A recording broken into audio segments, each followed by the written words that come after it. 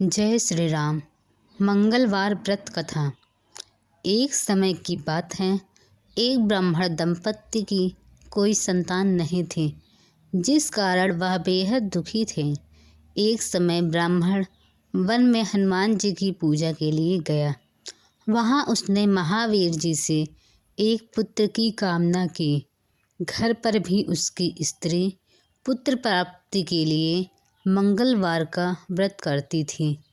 वह मंगलवार के दिन व्रत के अंत में हनुमान जी को भोग लगाकर ही भोजन करती थी। एक बार व्रत के दिन ब्राह्मणी न भोजन बना पाई और न ही हनुमान जी को भोग लगा सके। उसने प्रण किया कि वह अगले मंगलवार को हनुमान जी को भोग लगाकर ही भोजन करेगी।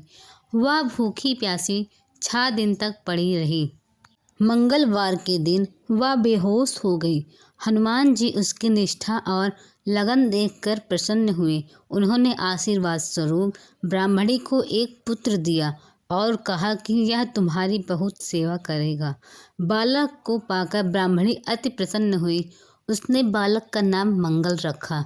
कुछ समय उपरांत जब ब्राह्मण घर आया तो बालक को देख पूछा कि वह कौन है।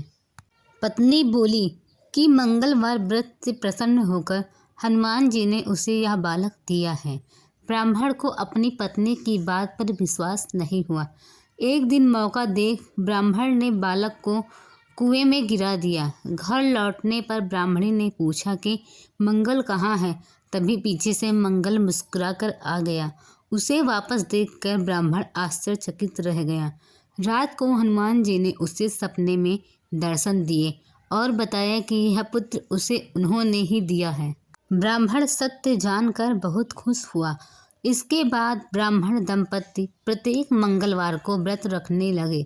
जो मनुष्य मंगलवार व्रत कथा को पढ़ता या सुनता है और नियम से व्रत रखता है, उसे हनुमान जी की कृपा से सब कष्ट दूर होकर सर्व सुख प्राप्त होता है और हनुमान जी की दया के पात्र बनते हैं।